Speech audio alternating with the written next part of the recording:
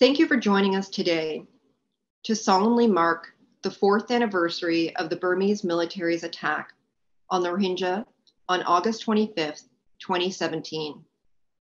Those attacks, which included mass killing, rape, torture, arson, arbitrary arrest and detention, and forced displacement of more than 700,000 people, were part of a broader genocidal campaign by the military against the Rohingya community. The Rohingya remain at risk of genocide today. The attacks against the Rohingya on August 2017 were predictable and preventable, and the international community failed to respond to decades of warning signs. The museum has sounded the alarm about the risk of genocide against the Rohingya since 2015. In 2017, we documented atrocities against the Rohingya in partnership with Fortify Rights. In 2018, we determined that there was compelling evidence that the Burmese military had committed genocide against the Rohingya. Today, the museum stands in solidarity with victims and survivors and works to continue to highlight their plight and the risks they face to public and policy audiences. In 2020, the museum opened an online exhibition on the Rohingya's plight called Burma's Path to Genocide. A physical exhibition opened in the museum in May. The Rohingya community faces the threat of genocide up to this day. The conditions in Rakhine State in the lead up to the genocide have not changed. For the Rohingya, ongoing restrictions on their freedom of movement exist, and they continue to be denied the right to citizenship in Burma. Those in the refugee camps in Bangladesh face dire humanitarian conditions. A February 2021 military coup in Burma installed the perpetrators of the genocide at the helm of the country. Emboldened by impunity for the genocide against the Rohingya, the Burmese military junta has killed hundreds of Burmese civilians since the February 2021 coup. Meanwhile, it has presided over a collapsing healthcare system as COVID-19 ravages Burma's population. With the military in power, the Rohingya, as well as other ethnic minorities, such as the Shan, Chin, Karen, and Kachin, remain at great risk of further mass atrocities. At this event, we will solemnly commemorate the 4th anniversary of the escalation of attacks on the Rohingya and discuss the grave challenges facing the Rohingya community today in the wake of Burma's coup. We are joined by 4 deeply committed Rohingya activists, Wei Wei Nu, Toon Kin, Yasmin Ullah, and Kin Meng. To kick us off, Wei Wei Nu, the executive director of Women's Peace Network and a longtime partner and friend of the museum, will offer some opening remarks.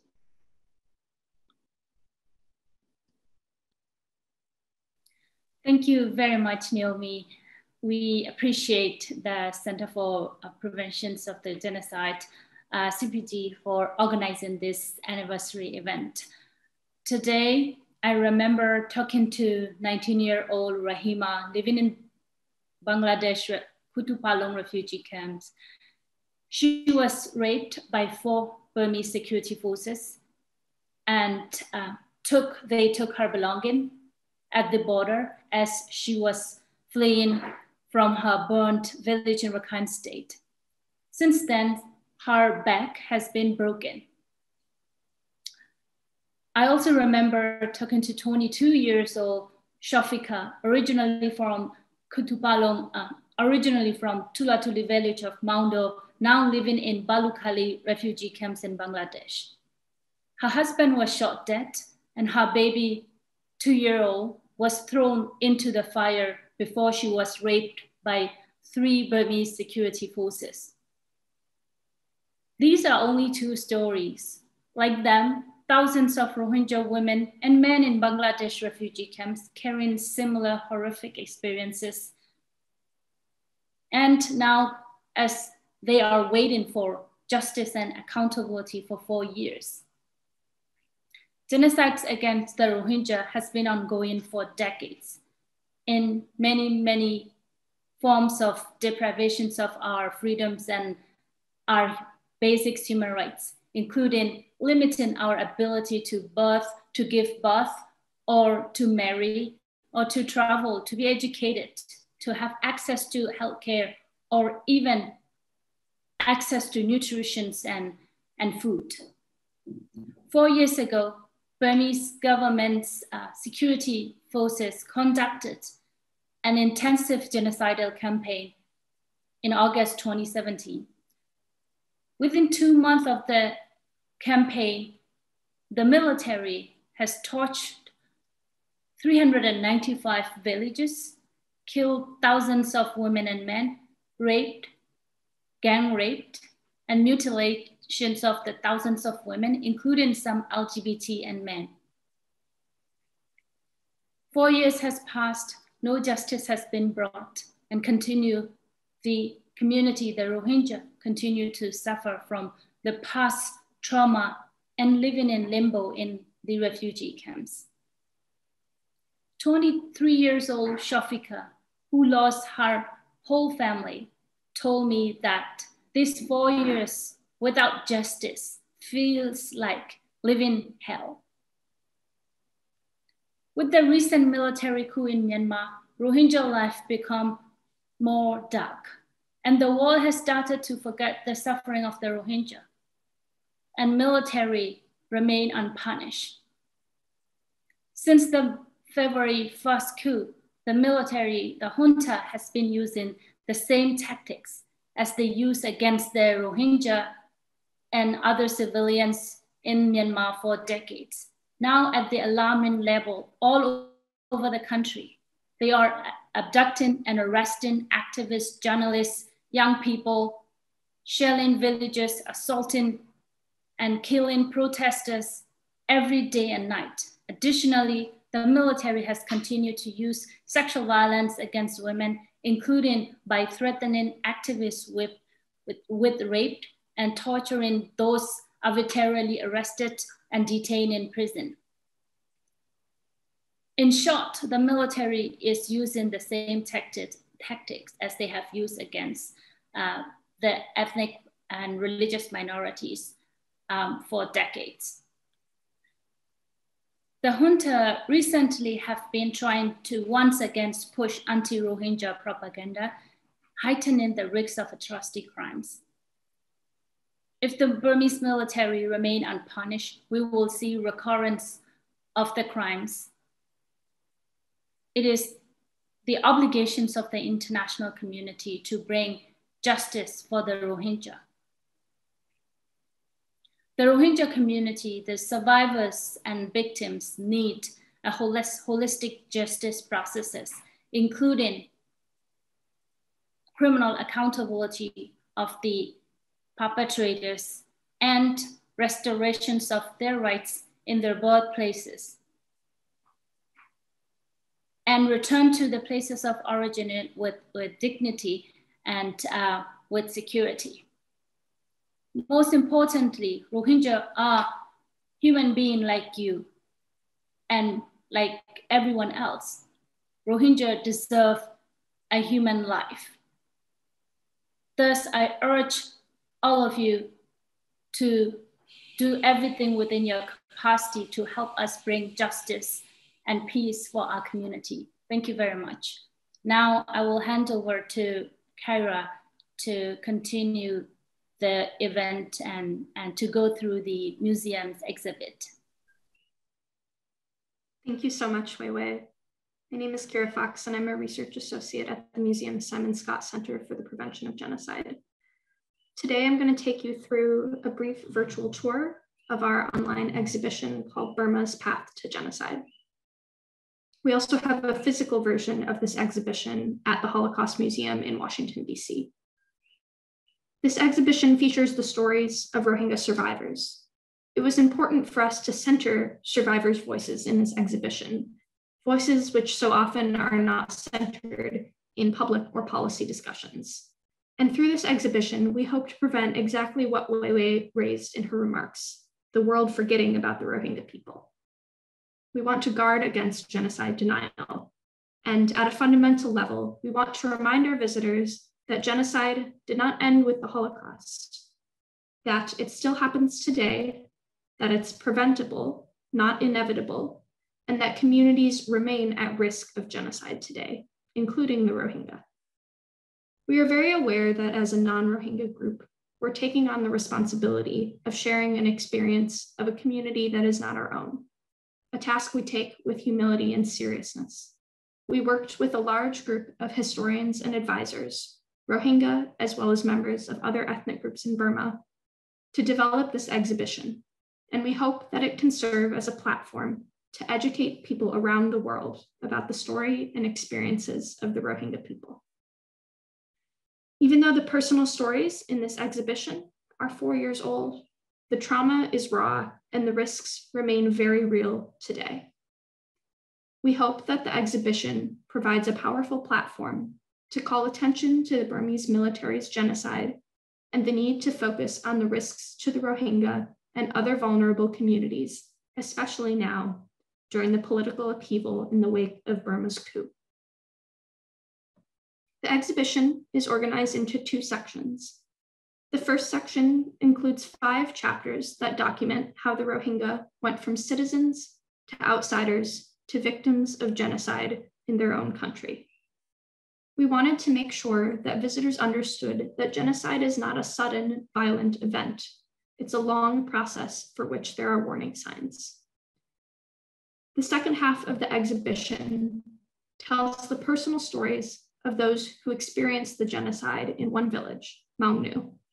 We thought that it would be compelling for visitors to hear about what happened in one village on one day and extrapolate those experiences across to the larger population.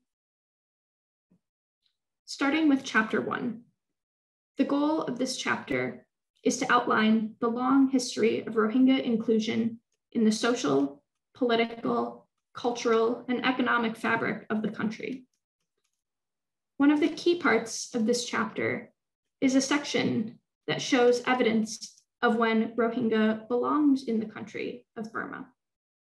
Such evidence includes photos of a Rohingya Students Association, national registration cards that show that Rohingya had the same recognition and rights as others in the country, a teacher's identification card, a Rohingya police officer's registration card, and photos of Rohingya members of parliament. This chapter ends with brief quotes from individuals highlighted in the exhibition's personal stories. The physical exhibition includes audio clips of Rohingya sharing their story in Rohingya language. When you have a government that's trying to deny the existence and legitimacy of a people, we try to use the museum's platform to ensure that their voices and language are being heard as a way of standing in solidarity. Chapter 2 was designed to follow 2 tracks: the episodes of physical violence against the Rohingya and the more invisible forms of violence that slowly stripped away Rohingya's rights. There is a video in this chapter that outlines the silent and sinister ways in which the Burmese government stripped away the rights and recognition of the Rohingya community, which they had long enjoyed. Like the Nazis, the Burmese government used legal tools to slowly strip Rohingya of their citizenship. This chapter also outlines the various restrictions imposed on the community, many of which are reminiscent of the restrictions imposed on Jews in the lead up to the Holocaust. Rohingya are subject to forced labor, restrictions on marriage, land seizure, and physical abuse. Chapter 2 ends with information about the 2012 attacks in Rakhine State. These attacks and their aftermath were some of the main early warning signs that the Simon Scott Center documented in our initial 2015 report. Chapter 3 dives into anti-Rohingya hate speech in Burma, both from official and unofficial sources. Hate speech campaigns served to shift the public narrative and understanding of Rohingya from neighbors and fellow citizens to outsiders and existential threats to the country. Chapter 4 focuses on the military's premeditated massacres of the Rohingya that occurred in August and September of 2017. This chapter includes a video of homes burning and villagers fleeing. This footage was collected by Rohingya themselves. Northern Rakhine State was and still is mostly closed to international observers, so video evidence like this has been collected from survivors. This chapter then features personal stories from individuals in Mongnu about how they were affected on the day of the violence. You can see some of the individuals whose stories we feature here.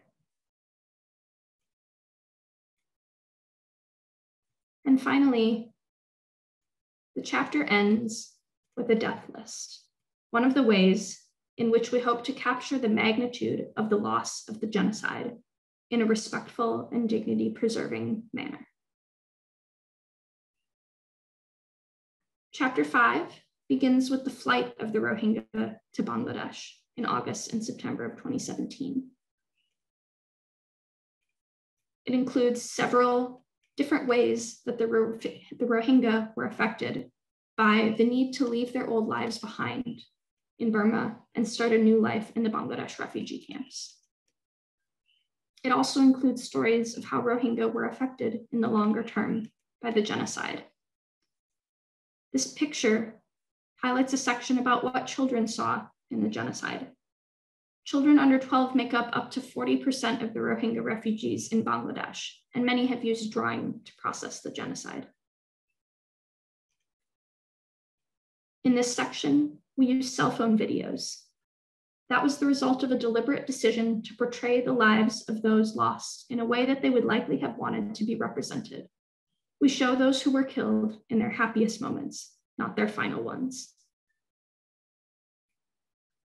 Finally, we included quotes from Aung San Suu Kyi and Min Aung Hlaing, Burma's commander-in-chief, near the end. We decided to include quotes from each of them to show their denial of the genocide in the case of Aung San Suu Kyi, and the intentionality of the military's actions in the case of Min Aung Hlaing, which hints at the long road ahead of accountability and the necessary changes for the Rohingya in Burma to live a peaceful future, especially now that Min Aung Hlaing is at the helm of the country in the wake of Burma's coup. The very last part of the chapter reflects the Rohingya people's call for justice, a nod to what's next and what's even more critically important now in the wake of the coup. Once again, even though these personal stories shared in the exhibition are 4 years old, we know that the risks to the Rohingya community are ongoing. We hope that this exhibition can continue to serve as a tool to tell the stories of the Rohingya people and highlight these ongoing risks and the need to prevent further atrocities against the community. With that, I'd like to turn it over to Naomi, Yasmin, Chun Kin, and Kin Maung for a moderated discussion on the risks and the current priorities of the Rohingya community. Thank you so much, Kira, for that powerful walkthrough of the exhibit. Our hope is that this exhibit helps in a small way to set the historical record of what has happened to the Rohingya people, especially in a moment where genocide denial is widespread and where the Rohingya community remains at risk of genocide. With that, I'd like to turn to Chun Kin, the president of the Burmese Rohingya Organization of the UK, and ask you, Chun Kin, what are the risks that the Rohingya community remaining in Burma today face?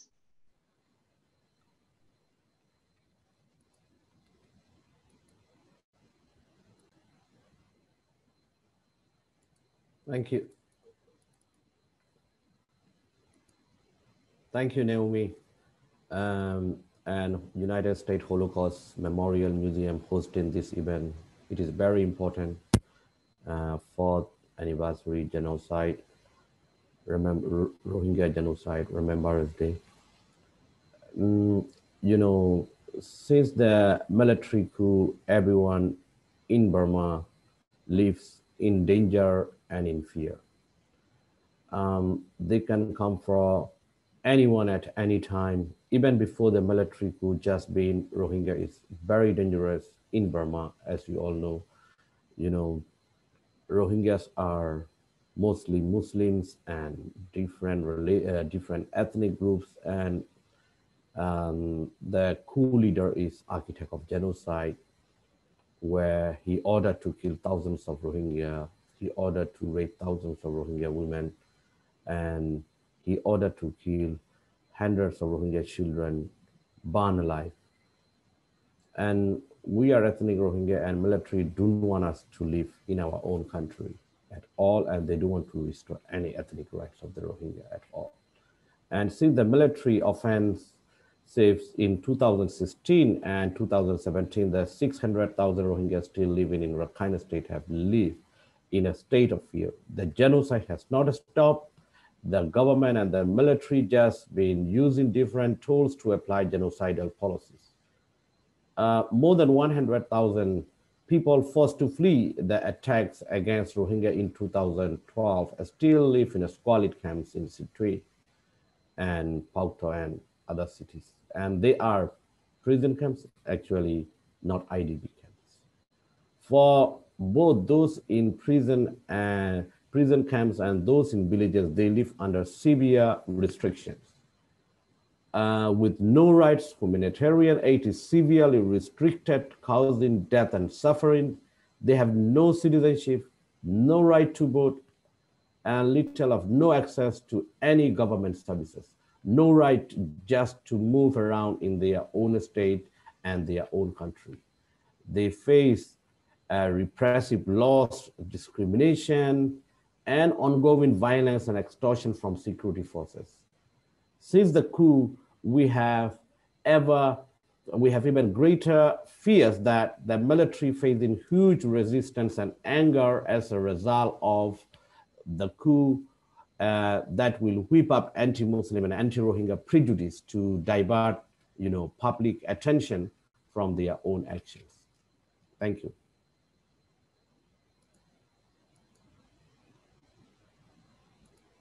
Thank you so much, Chun Kin. I'd like to turn now to Kin Maung, the founder and executive director of the Rohingya Youth Association. Kin Maung, can you tell us how the February coup has impacted the Rohingya community? How has it changed how you go about doing your work? Yeah, thank you for your timely organizing this important, the program, because we never forget 25 August, because we have been lost everything in those days. So we never forget this one. Actually, we all know one very clear changes after military coup. Only before military coup, the power in Myanmar, the repatriation talk, China, Bangladesh, and Myanmar. Before a few days before the military coup, they already talked about early repatriation process. In the February, already they are, decided to meet again about our repatriation. Their schedule is that in this July, maybe June, we will repatriate in the first time, in the first, the tour of the Rohingya people in Bangladesh. After military coup, totally it was changed. This is a great, and we all recognize the changes of the military coup. Another thing, after military change, that change few days ago, the military statement of Rohingya issue when UN Human Rights resolution abduct again Myanmar and forward to the Rohingya. At that time, the military coup government already declared one statement that we are not recognize the Rohingya. They are not a Rohingya.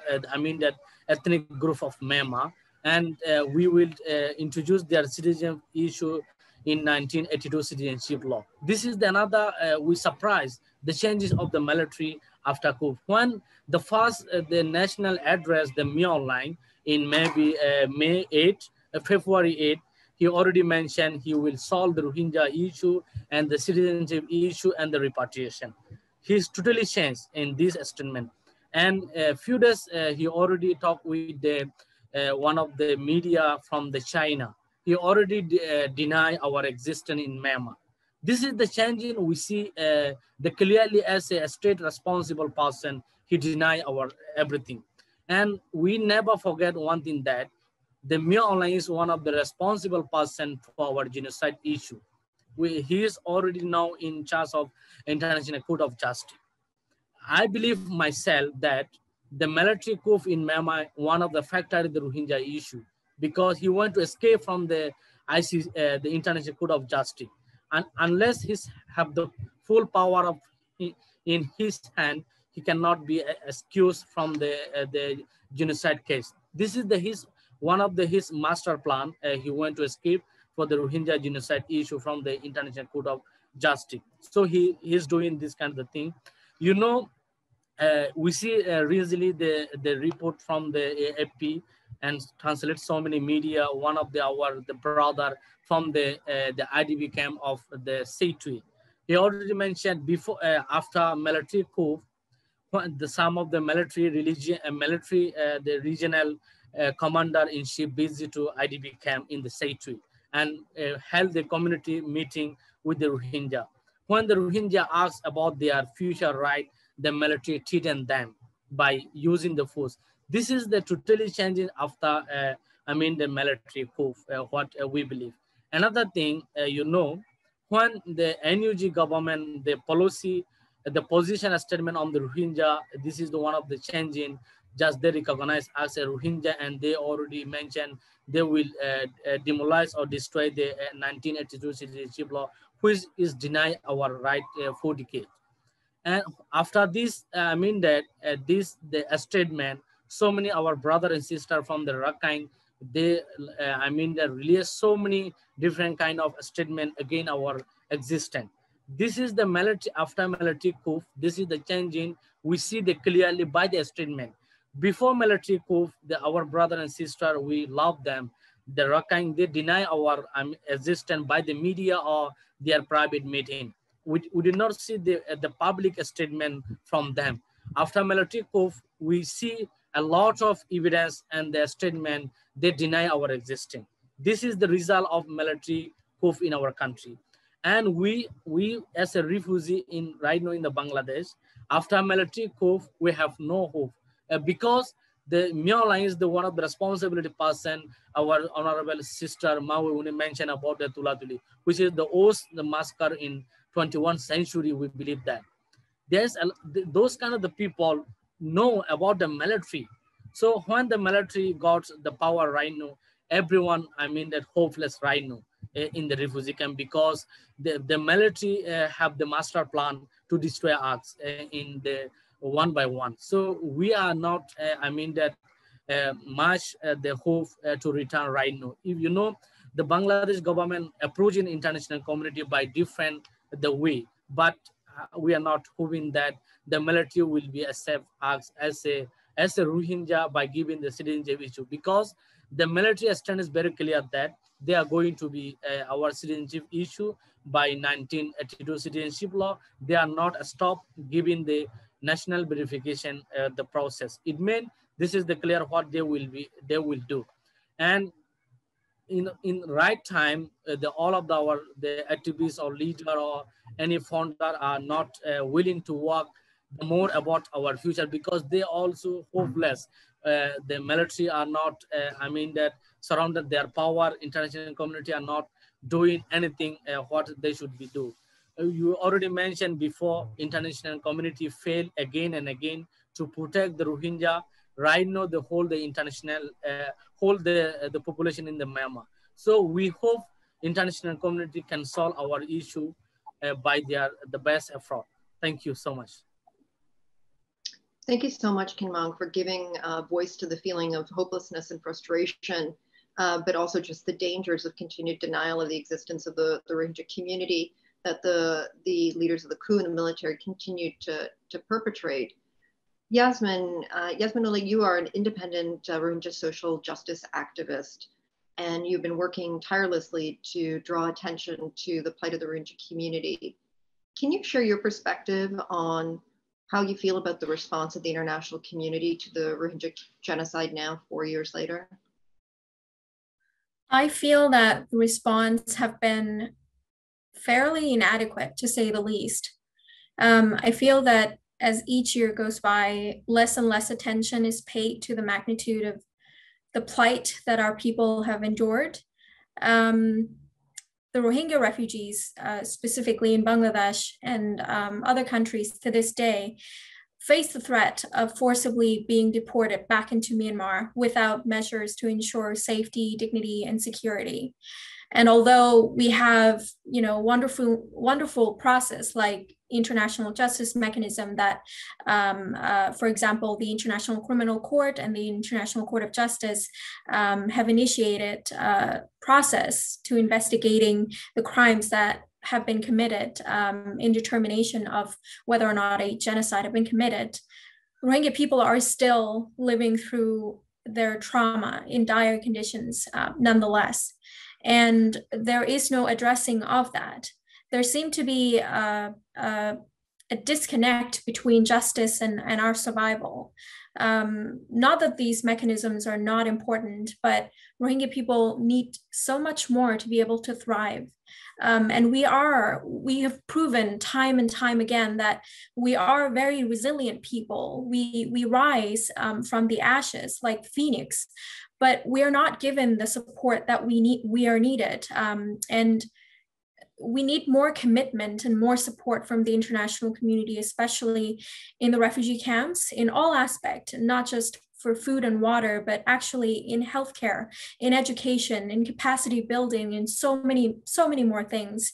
If we're going to remain in the camps for years to come, and that is the foreseeable future, it should not be normalized that we continue to live in this squalid conditions. The most important thing that the international community can and must do is to engage our community in a more meaningful manner. And that is listening to our voices, actually listen, and not just present us with a set of plans that you already agree to and you already deem befitting for our community. Actually listen to us and involve us in every step of the way, take our advice, and actually look at us more than just burden. We are a human resource. We are a group of people who have endured so much but are still standing. So I don't think that all hopes are lost if the international community actually give us a chance and listen to us.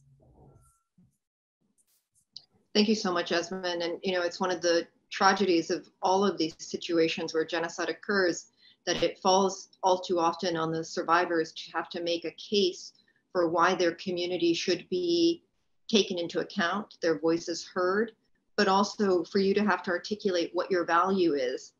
And the reality is all of us as human beings have got intrinsic human rights and human dignity and value. And as you said, survivors of genocide are some of the most resilient people on earth. You've talked about the plight of those who are displaced, and we know that unfortunately, because there has been waves of violence against the Rohingya community, there are people who have been displaced for decades now, including those who are displaced in countries like Malaysia, India, and elsewhere. And I was wondering if you could comment a little bit about what their conditions are like and their situation. One very common theme that I see all throughout these regions is that the one thing that our Rohingya experiences together is the discrimination that we face on a regular basis. This has been extremely exacerbated by the pandemic. Rohingya refugees in these countries are already extremely vulnerable to human rights abuses because of the lack of any tangible protection that comes with the refugee status. And sometimes it's the continuation of the state persecution by Myanmar state that carries on to other nation states. Amidst COVID-19, it has been increasingly difficult for Rohingya refugees to be able to work in their previous very laborious jobs, to feed themselves and their families. with many governments rolling out policies to curb COVID-19 transmission, some have chosen policies that unfortunately target Rohingya refugees, which resulted in many violent incidents fueled by hate rhetoric that are prevalent in all these countries. In Bangladesh specifically, there has been a rise in hate rhetoric against Rohingya in the media during the height of the pandemic. And this has also exacerbated the already squalid, living circumstances within the camps, exposing Rohingya to trafficking and other types of violence. This is also not to mention that this has resulted in the relocation of thousands of Rohingya refugees to the uninhabitable island Bhasan Char with little to no access to the outside world. Now, Rohingya experience as refugees is not unique in any way, shape, or form, but it is a common experience that refugees globally go through. However, it's a lack of protection that is a recurrent theme within our lives, that our homeland and our state should have provided and guaranteed that protection. The result of genocide is not just the immediate deaths and destruction of our community, but it is the prolonged crisis of destabilized community, destabilized identity, and no sense of belonging anywhere, especially when we're continuously reminded that we're not welcomed in all of these countries that we go and we run to, we flee to, because we can no longer stay in our own homeland. So that safety, that protection has become something that we search for all of our lifetime, but unfortunately, it is something that is so scarce and so hard to come by that many of our friends, our family, our brothers and sisters continuously have to face all kinds of violence and survive in that conditions. One of the things that struck me when we did our last trip to Bangladesh and the camps was just exactly as you said, that sense that came from so many people of a desire to finally, as you said, have their identity and their security settled, to actually be able to live as Rohingya without the fear of persecution, without the fear of physical threat, to know that their children and grandchildren can thrive. Thank you for giving voice to that very, very human need, and one that the Rohingya community have not known for decades. Trunkin, given everything that has been said, what is it that you would want to see and hope to see from the international community and the United States in particular to protect the Rohingya community going forward? Thank you, Naomi. The genocide of the Rohingya was predicted and preventable, and still very little action has taken its response to the genocide. We are still waiting, for the United States to call it genocide. The Burmese military claim it is not genocide. Does President Biden agree with the Burmese military? Or will he stand with us, support justice and accountability, and seek to uphold international law? He can't keep sitting on the fence. The US should use every tool it can to apply pressure on the Burmese military for its crimes against the Rohingya and against all the people of Burma. Justice, the genocide case at the International Court of Justice, support ICC referral, impose more economic sanctions to cut off revenue to the military, actively encourage more countries to impose arms embargoes against Burma. There are pages and pages of recommendations of the UN fact-finding mission on Myanmar, which the US government has not acted open. And with 1 million Rohingya refugees confined behind barbed wire in camps in Bangladesh or being sent to remote islands, the responsibility to protect Rohingya extends beyond Burma. The military coup means that the chances of Rohingya genocide survivor ever returning home are now even more distant. most of the refugees are the children. They cannot be left in a squalid, cramped conditions for years to home. They need decent homes with electricity and sanitation. They need proper access to education and healthcare. The refugee response in Bangladesh needs to change, based on understanding they will be there for many years. There needs to be a political leadership from United States working with other donors, to persuade Bangladesh to change its approach, and it needs to be backed up by the money needed to support the refugees.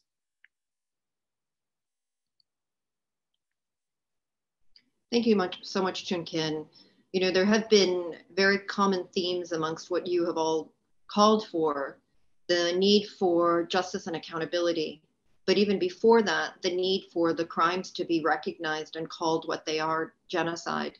One of the things that we at the institution, at the museum, talk about is that silence benefits the perpetrators, not the victims. And when we can't actually call the crimes what they are, we're at a very difficult point as an international community.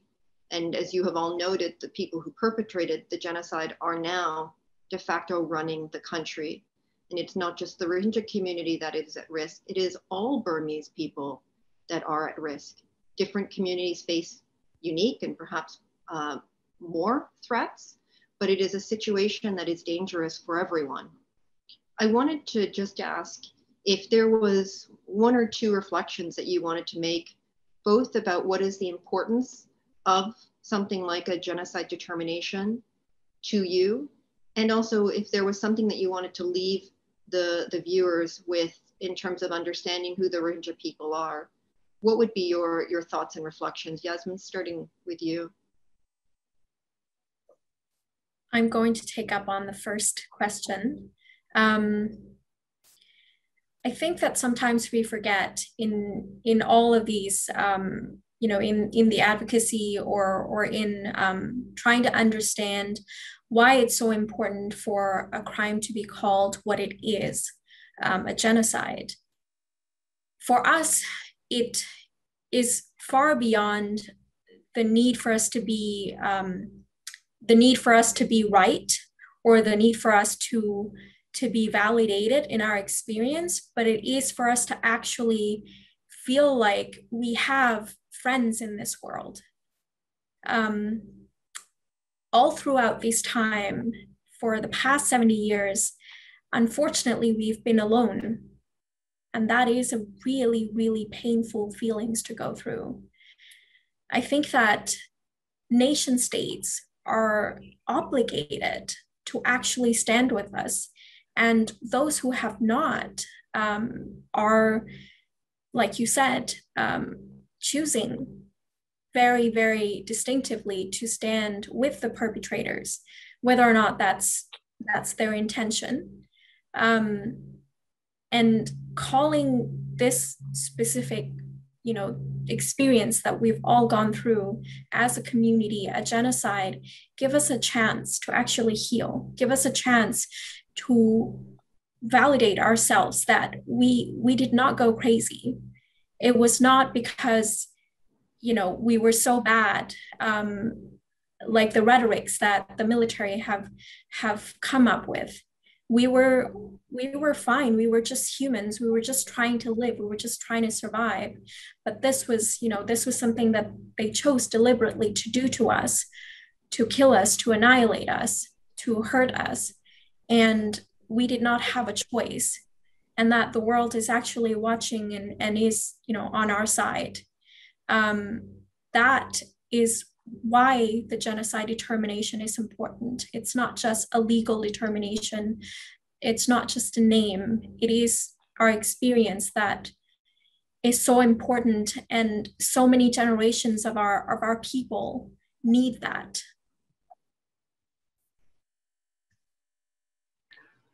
Yasmin, that was so incredibly powerful and moving. And I think maybe we'll draw the anniversary conversation to an end with that point. So many times we've seen around the world that individuals and governments who are intent on committing genocide tried to render communities invisible. They tried to negate the very humanity of these individuals, and you have all spoken about what are the consequences of that, the pain associated with that, but also very concrete steps that the international community can take. And at its most basic level, as you said, Yasmin, to recognize what has happened to your community. And as you said, not just what happened in 2017, what is happening today, but what has happened for decades. It's been 4 years since the genocide took place, and we are talking about a community that continues to be at risk. This is not a situation that has ended. We're not talking about what needs to be done in the aftermath. We're talking about what needs to be done today to save lives and protect the Rohingya community. I'd like to thank you all for joining us. I want to thank our speakers, each of whom have been tirelessly advocating for their community for years. As we've seen from today's discussion, the genocide against the Rohingya was predictable and preventable, and there are concrete actions that the international community can take to mitigate against the risks. As the Burmese military continues to consolidate power and the international community slowly debates policy responses, 1 million Rohingya remain in overcrowded, unsafe refugee camps, and 600,000 more face the risk of further mass atrocities in Burma. By the 5th anniversary of the August 25th attacks, we hope that we will see concrete action from the international community to ensure the safety, security, and dignity of the Rohingya community, and progress towards justice for the crimes that have been committed against them. We hope that the international community finally lives up to the rhetoric of never again that they committed to in the aftermath of the Holocaust. Thank you all for joining us today. Please email any questions or comments to the Simon Scott Center at genocideprevention@ushmm.org. Thank you.